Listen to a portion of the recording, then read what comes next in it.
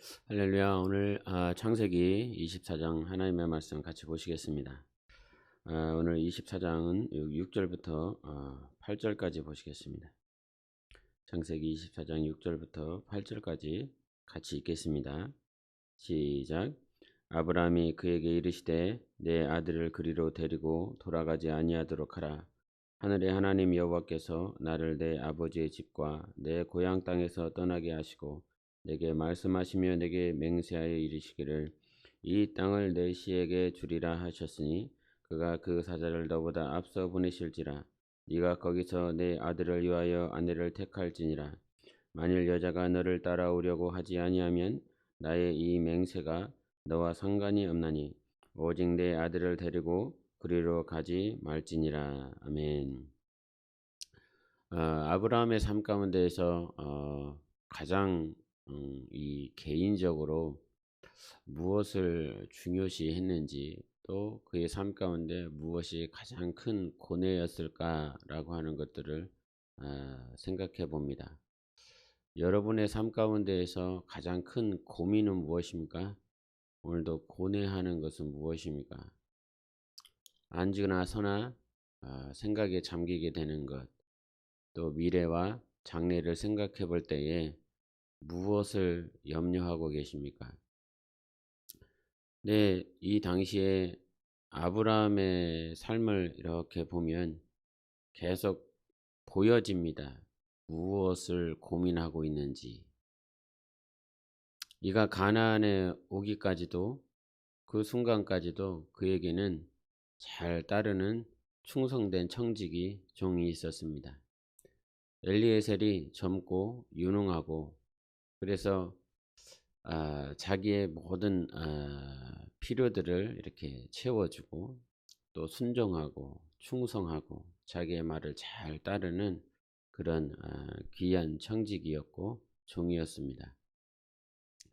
그럼에도 불구하고 자기에게 충성하는 자가 있고 자기에게 순종하는 자가 있음에도 불구하고 그는 고민할 수밖에 없고 염려할 수밖에 없는 건 결국 자기에게 자식이 없다라고 하는 그 문제였습니다. 지금도 자기 자녀가 없으면 문제가 되는 시대입니다. 자기 자녀가 없어서 고민하고 눈물 뿌리는 그런 가정들이 참 많이 있습니다. 그러나 지금 현대 시대와 다르게 그 당시 근 4,000년 전에 있었던 이 아브라함의 삶 가운데에서 고대 사회의 문화와 성격을 보면 자녀가 없다라고 하는 사실은 너무나 큰 충격이고 그거는 가장 큰 약점입니다. 자기가 아무리 힘쓰고 애쓴다라고 할지라도 자기 재산을, 가업을 물려받을 자가 없다라고 하는 건 족장 시대에 족이라고 하는 건 가족을 말을 하지 않습니까? 족장 시대에는 모든 힘과 능이 가족 중심으로 이루어져 있기 때문에 특별히 남자 중심으로 이루어지고 아들 중심으로 이루어져 있기 때문에 그것은 너무나 중요한 문제였습니다. 그래서 그가 이 북연합군과 그돌라오멜과 전쟁하고 돌아와서 멜기세덱 앞에 10의 1조를 드리고 소돔 왕에게 네가 나를 치북해 하지 않겠다라고 하기 위하여 모든 것들을 다 돌려보내고 난 다음에 주님이 오셔서 잘하였다 하시며 내가 네 방패가 될 것이고 내가 너의 큰 상급이 될 것이다 이런 말씀을 하셨습니다. 하나님이 나의 큰 상급이 될 것이다 이렇게 말씀하실 때에 아브라함은 다른 말씀을 하지 않습니다. 하나님이 나에게 상급을 주시는 분이시라고요. 하나님이 나에게 큰 상급이시라고요. 상급이라고 하는 건 리워드 그러셨습니까? 그냥 상이라 그러지 않고 이렇게 보상하시며 주시는 상, 그것이 상급인데, 그래서 히브리서 11장 6절에도 하나님은 나에게 상 주시는 분이시다라고 하실 때에 그 상은 하나님께서 나에게 보상을 하시는 하나님이시다라고 하는 그 뜻을 가지고 있지 않습니까? 근데 하나님께서 상급이시라고요? 나에게 상을 주시는 분이시라고요? 그에게 가장 큰 문제를 주님께 올려드립니다. 주님이 나에게 보상하시고 상급을 주시는 분이시라 할지라도 나는 자식이 없습니다. 하나님이 나에게 어떠한 축복과 상으로 갚아준다라고 한들 그 상을 물려받을 자가 나에게는 없고 오직 나의 상속자는 여기 있는 나의 종밖에는 없습니다. 이렇게 표현을 합니다. 그래서 그의 삶을 이렇게 평생 주님께서 보내신 땅에서 죽는 그 순간까지 가장 큰 문제는 상속자의 문제였습니다. 어떻게 하면 상속을 할까? 하갈과 이스마엘을 아브라함이 저들을 이렇게 따로 구분하여서 돌려보낸 이유도 그것이었지요. 자기 약속의 자녀, 약속의 아들을 희롱하고 조롱하는 그들을 옆에다가 둘 수 없어서 그들 역시도 이렇게 구분하여 떠나보내 버립니다. 아브라함의 삶은 하나님이 원하시는 자녀, 하나님이 기뻐하시는 자, 아브라함 입장에서 보면 상속자입니다. 자기의 가업을 이을 상속자를 잇는 것을 가장 큰 문제라고 생각을 했고 또 그렇게 하나님 앞에 기도하였고 아뢰었습니다. 그의 다른 기도 제목이 없었습니다. 애굽에서 많은 재물을 가지고 왔다라 할지라도 하나님께서 동서남북을 바라보며 네가 원하는 땅 그리고 내가 너에게 보여줄 땅 그것이 영원한 기업 영원한 땅이 될 것이다 라고 하셔서 하나님이 땅을 주셨다라고 할지라도 그에게는 평생 사는 날 동안 상속자의 문제가 항상 문제였습니다. 그런 그를 자기 가업 이을자로 세운다라고 하는 건 너무나 중요한 문제였기 때문에 하나님도 그 사실을 너무나 잘 아시고 또 그에게 그런 문제들을 해결해 주시는 과정 가운데 네 씨가 대적의 그 대적의 문을 닫을 것이다. 또 파멸할 것이다. 그 권세를 무찌를 것이다. 이런 말씀을 하시며 결국은 상속자에 대한 문제, 다시 오실 그 예수 그리스도 초림하여 오시고 다시 재림하여 오실 예수 그리스도를 결국은 그에게 허락하여 주시는데 그 문제 또한 이 시대를 살아가는 크리스찬들에게 아브라함처럼 목회자로서 오늘도 고뇌하고 고민하는 것은 우리 시대만 살다 끝나야 될 삶이 아니지 않습니까? 주님도 마태복음 28장에 제자들을 떠나가시면서 제자 삼아라. 가르쳐 지켜 행하게 하라. 이런 말씀을 하셨어요. 제자의 개념이 굉장히 간단하면서도 그 안에 주님이 하시고자 하신 말씀을 다 해주셨어요.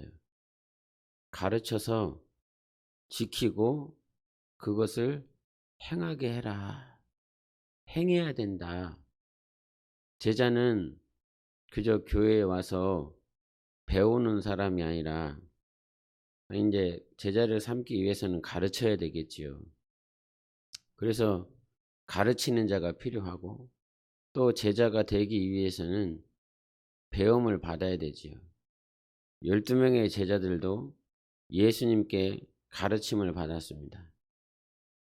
그 배움의 시간들을 3년 6개월을 통해서 그저 책상머리에 앉아서 서판하시는 예수님 앞에 글을 배운 것이 아니라 문자를 지식을 배운 것이 아니라 예수님은 그들을 데리고 다니시면서 이적을 보여주시고 하늘에 대해서 가르쳐 주시고 그것을 이해하지 못하면 비유로 깨닫게 해주시고 하나님의 마음이 어떠했는지 가르쳐 주시고 주님께서 예비하신 그 나라가 얼마나 큰 영광인지를 또 가르쳐 주시고 이 세상에서 패하지 않고 실패하지 않고 마침내 이길 수 있는 영적 생활의 방법까지 교훈까지 실제적으로 글이 아니라 삶으로 가르쳐 주셨습니다.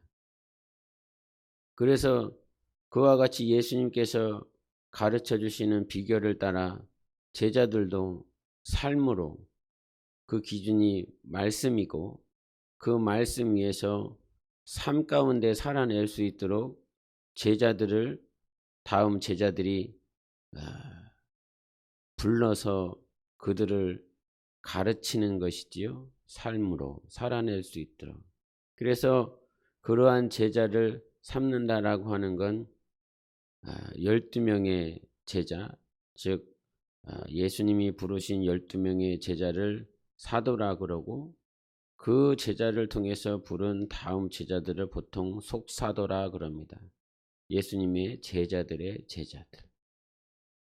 그렇게 제자 삼는 것이 주님이 마지막 제자들에게 12명에게 허락하신 분부였고 명령이었습니다. 그래서 그들의 삶 가운데 분명히 요구되는 것은 내가 어떻게 하면 제자를 삼을까? 내가 어떻게 하면 다음 세대를 이끌어갈 영적 리더를 삼을까? 이것이 가장 큰 이슈였고 기도 제목이었을 것입니다. 탈무드에 보면 이런 일화가 있습니다. 율법학교에 다니는 학생이 랍비에게 와서 이런 고백을 합니다. 선생님, 내가 이제 랍비가 될 만한 자격들을 다 갖춘 것 같습니다.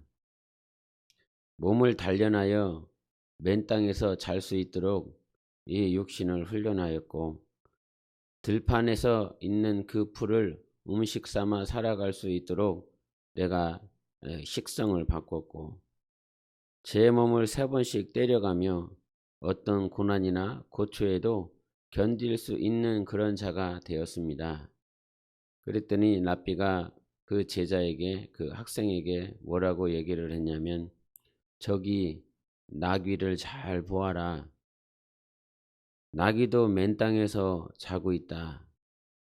나귀도 그 땅 위에 있는 풀이 자기 음식이고 나귀는 매일 3번 이상씩 채찍에 맞고 있다.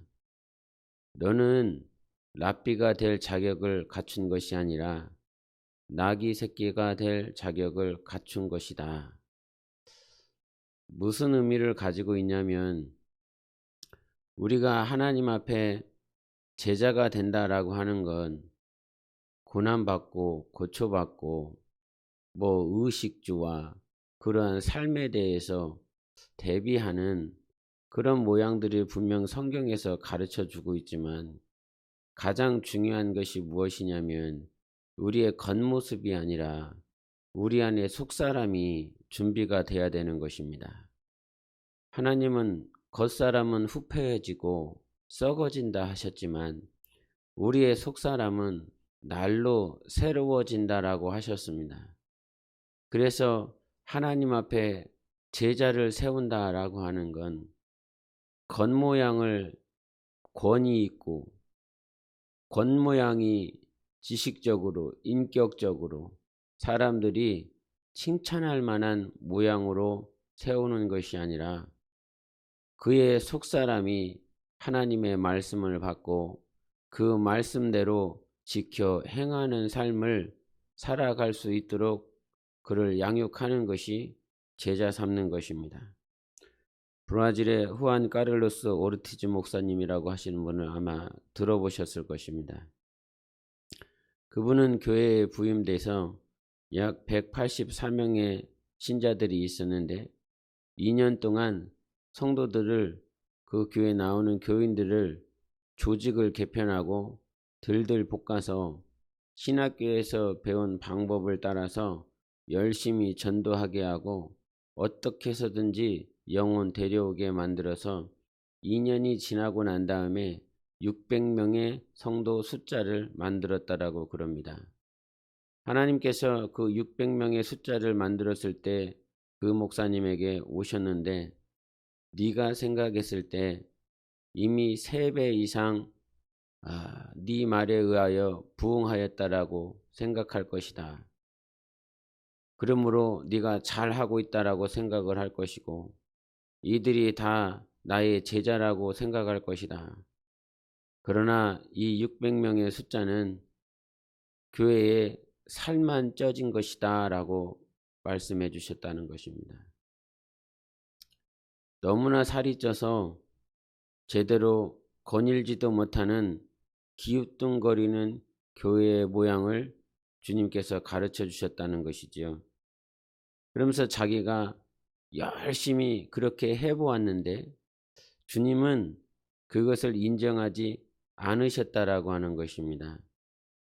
그때 깨달은 것이 무엇이냐면 제자는 나의 열심으로 나의 뜻대로 나의 계획대로 되는 것이 아니라 하나님께서 단련하시고 부르시고 그를 세워간다라고 하는 사실을 깨달았다는 것이지요. 그러면서 이 말씀이 저에게는 굉장히 인상적이고 잊혀지지 않습니다. 또 잊을 수 없는 것. 저 역시도 제자를 삼고자 하는 그런 마음들, 주님의 제자를 삼고자 하는 마음들이 굉장히 큽니다.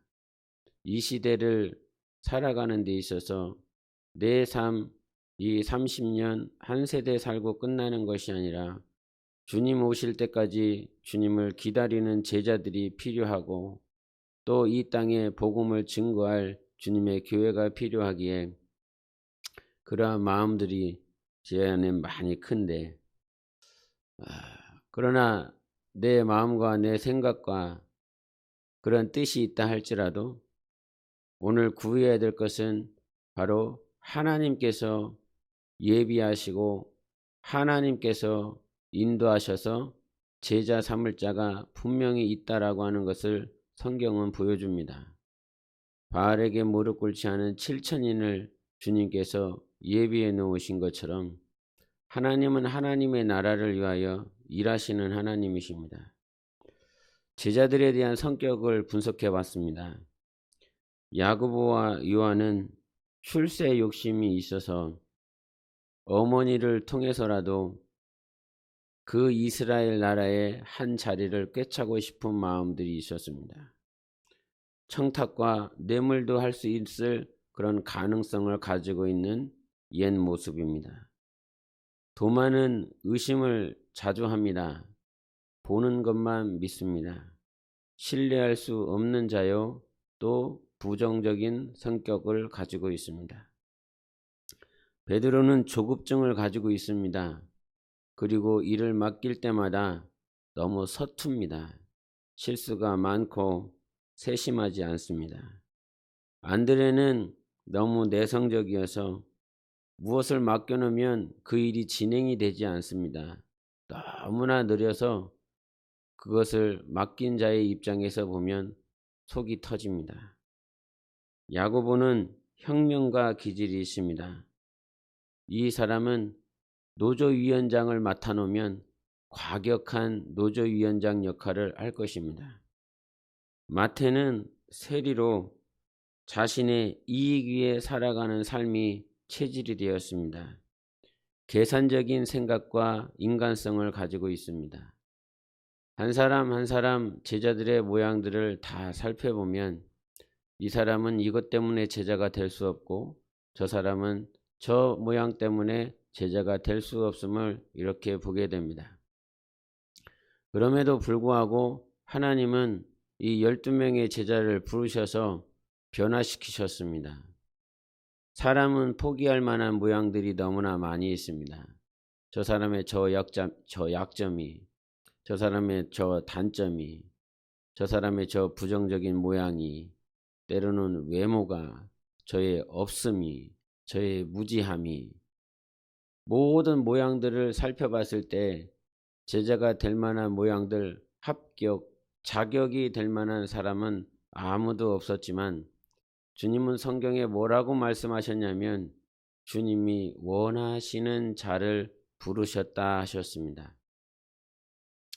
인간적으로 그런 제자들의 빅데이터를 만들어서 그것들을 통계를 삼아보면 어떤 사람은 야고보와 같은 사람일 것이요, 어떤 사람은 베드로와 같은 사람이고, 어떤 사람은 도마와 같은 사람이고, 저마다 그 데이터 안에 그 유형의 사람으로 우리는 다 포함될 것입니다. 그럼에도 불구하고 하나님께서는 그 데이터와 전혀 상관없이 인간이 만들어 놓은 그 울타리를 초월하셔서 성령으로 우리를 불러주시고 변화시켜 주셔서 비록 힘이 들고 어려워 낙심하고 좌절하는 순간은 있지만 그럼에도 예수께서 우리에게 주신 그 사랑과 생명을 성령으로 깨닫게 해 주셔서 예수님의 제자가 되어지고 있고 결국은 하늘나라의 상속자로서 세워지고 있습니다. 아브라함의 고뇌를 생각하며 하나님의 마음을 다시 한번 생각해 보는 시간이 되었으면 좋겠습니다. 아브라함은 이삭을 세우고 싶었습니다. 그 이삭을 세우는 일에 가장 중요한 마음은 그의 아내를 맞이하는 것이었습니다. 그의 아내는 가나안 땅에서 여인을 구하지 아니하고 자기 혈족 가운데서 구하기를 원했습니다. 그러나 이 아브라함 마음 가운데서는 혈족보다 더 중요한 조건이 뭐가 있었냐면 오늘 읽었었던 말씀입니다. 7절을 읽겠습니다. 시작. 하늘의 하나님 여호와께서 나를 내 아버지의 집과 내 고향 땅에서 떠나게 하시고 내게 말씀하시며 내게 맹세하여 이르시기를 이 땅을 내 씨에게 주리라 하셨으니 그가 그 사자를 너보다 앞서 보내실지라 네가 거기서 내 아들을 위하여 아내를 택할지니라. 아멘. 아내를 구하는 그 이삭의 결국은 다음에 이 기업을 이을 자, 내 아들에게 필요한 그 며느리를 구하는 데 있어서 가장 중요한 조건은 겉표면적으로는 자기 혈족 가운데서 구하는 것이었지만 하나님이 이렇게 그 조건을 추스렸을 때 가장 중요한 건 이 땅을 사모하는 자였습니다. 그 종이 만약에 여인이 나를 따라오지 아니한다 하면 어찌할까요? 아드님을 이삭을 그 땅에 데리고 가서 그 여인에게 보여주고 그 여인을 데려와도 될까요? 라고 말하였습니다. 그러나 아브라함은 그렇게 말하지 않습니다. 만약에 하나님께서 허락하셨다면 이삭을 데리고 가지 않아도 된다. 오히려 그 여인이 이 땅으로 와야 된다. 이삭이 여자가 있는 땅으로 가는 것이 아니라 여자가 이삭이 있는 즉 하나님께서 약속하신 땅으로 그 여인이 오게 된다라고 하는 것이었습니다. 이것이 무엇을 말씀을 하십니까? 하나님은 우리가 제자가 되어지는 일에 하나님의 상속자가 되어는 일에 가장 중요한 조건으로 하나님의 나라를 얼마나 사모하느냐에 그것 기준 삼으셔서 우리를 제자 삼으시고 우리를 하나님의 상속자 되게 하십니다.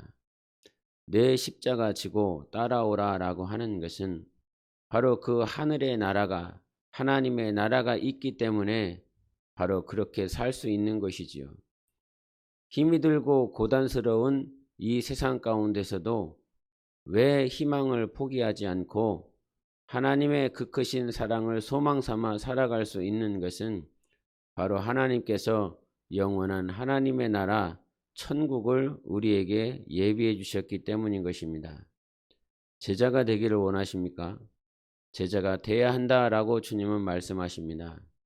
제자가 되기를 원한다라고 하는 것, 즉 이 세상을 넉넉히 이길 수 있는 조건은 예수 그리스도를 믿는 믿음 안에서 저 하나님의 나라를 사모하는 자만이 이 땅을 이길 수 있는 것입니다. 하나님은 오늘도 여러분을 제자 삼기를 원합니다. 그것이 하나님의 가장 큰 소원이고 또 목회자의 고뇌이며 기도의 제목이고 또 교회가 나아가야 될 유일한 방향인 것입니다. 때로는 어리석고 무지하고 실패스럽고 연약한 모형이 있어도 가르쳐 지켜 행하게 하려고 하는 것. 아무도 행하려 하지 않습니다. 무거운 짐, 무거운 멍에를 맡겨놓으면 이 무거운 멍에 내려놓고 싶다고 말을 하지, 이 짐을 내려놓고 싶다고 말을 하지, 그것을 매며 끝까지 해보려 하지 않습니다. 그래서 비록 작고 또 적은 무리가 있는 주님의 몸된 우리 교회, 그럼에도 불구하고 이 작은 교회, 적은 교회를 통해서 예수 그리스도의 제자가 나온다고 한다면 하나님의 가장 큰 기쁨일 것입니다. 그래서 몸된 교회의 목회 철학은 제자 양육하여 파송하여 교회를 세우는 것입니다. 열방을 향하여 나아가는 것은 교회를 세우고자 함인 것입니다. 이에 가장 필요한 것이 제자 양육입니다. 제자 양육, 그저 성도들 코로나 시대에 예배만 드려줘도 감사하지, 헌금만 해줘도 감사하지, 그것은 주님의 마음이 아니었습니다. 그저 교회 안에 머리 숫자 많이 채워진 것으로 하나님은 기뻐하시지 않습니다. 주님이 원하시는 그리스도의 형상을 담는 그런 자가 나오기를 원하는 것입니다. 그래서 보통의 교회는 무거운 짐, 멍에를 맡기려 하지 않습니다. 해외에 나가면 한국 화장품이 그렇게 인기가 있습니다. K-뷰티라고 그래서 어떻게 하면 한국 화장품을 구입할 수 있을까 그런 생각을 하는 젊은이들이 많이 있습니다. 그만큼 자기의 얼굴을 예쁘게 치장해 주기 때문입니다. 그러나 아무리 좋은 화장품이라고 할지라도 좋은 영양을 가지고 있고 퀄리티가 있다 할지라도 그 얼굴의 낯이, 본래의 낯이 좋지 아니하면 그 화장품 역시나 제 기능을 발휘하지 못하게 됩니다. 그것을 민낯이라 그럽니다. 자기의 진짜 얼굴. 그래서 이 민낯 피부가 좋은 사람은 화장품이 별로 질이 낮아도 예쁘게 화장이 되어집니다. 그러나 피부가 좋지 않은 자기 본래의 민낯이 나쁜 자들은 그 어떤 화장품을 쓴다 할지라도 많은 힘듦이 있습니다. 여러분, 우리 영적 생활에도 자기의 민낯이 어떠한지 볼 때에 비로소 수정도 가능하고 나의 믿음 없음을 하나님 앞에 고백하고 돌이키고 회개할 수 있습니다. 민낯이 안 좋다라고 하는 건 식습관이 잘못되어 있겠지요. 습관과 무엇을 먹고 있는지 그리고 운동에 대해서 자기의 삶에 문제가 있기 때문에 이 피부 역시도 그런 트러블이 있다라고 하는 것입니다. 자기 영적인 이 민낯이 드러나는 것은 내가 하나님과의 관계가 잘못되어져 있고 하나님을 온전히 신뢰하지 못하고 있고 하나님 앞에서 살지 못하는 자기의 삶을 바라보게 만드는 것입니다. 그러나 보통의 교회는 그런 자기 삶에 우리 성도들의 민낯이 드러나지 않도록 합니다. 민낯이 드러나면 서로 불편하고 서로 힘들고 서로 어려우니 그저 화장 잘 시켜서 교회에 나와 있는 것으로 만족하고 있습니다. 그러나 사랑으로 하나 되는 우리 교회는 그렇게 하지 않습니다. 민낯이 드러나는 것을 하나님께 감사하게 하고 민낯이 드러났을 때에 힘이 들고 어렵고 때로는 낙심이 되지만 그 과정을 통해서 진짜가 되어지는 것. 화장하여 자기 얼굴을 가리고 화장하여 자기의 본 모습을 보지 못하여 결국은 영원한 하나님 나라에 갔을 때 아무것도 얻지 못하고 기업을 누리지 못하는 그런 인생 되지 아니하고 이 땅에 사는 날 동안 자기의 짐과 멍에가 너무 힘들어 자기 영혼의 진짜 모습을 발견하고 하나님 앞에 무릎 꿇고 정금과 같이 단련되어지고 하나님 앞에 거룩하게 세워지는 그런 주님의 제자가 되어진다면 이보다 더 큰 복은 없을 것입니다. 하나님께서 우리의 마음 가운데 우리의 심령 가운데 너는 내 제자가 될 것이냐 라고 물어보신다면 여러분은 어떻게 말씀하시겠습니까? 사랑으로 하나 되는 우리 교회에 주님이 보내신 것은 여러분 영혼의 민낯을 발견하고 하나님 앞에 거룩하게 단련되고자 하는 하나님의 마음을 여러분 안에 주셔서 여러분을 성장시키시고 그리스도의 형상을 담는 자로 세우시고자 하신 하나님의 뜻입니다.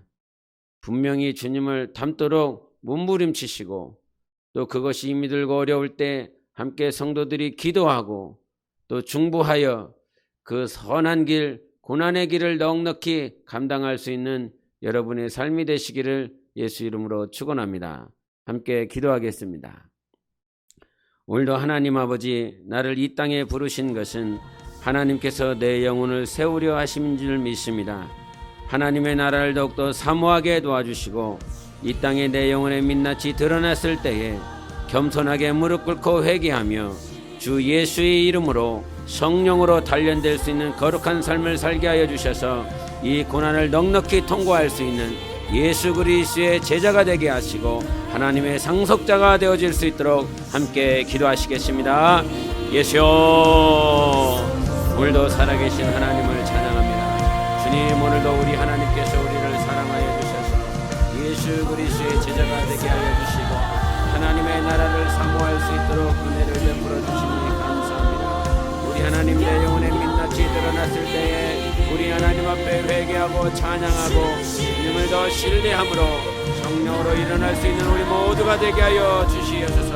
주님의 몸된 교회로 인도하여 주셔서 그저 성도로서의 삶이 아니라 그저 믿는 자로서의 삶이 아니라 제자의 삶으로 인도하여 주시니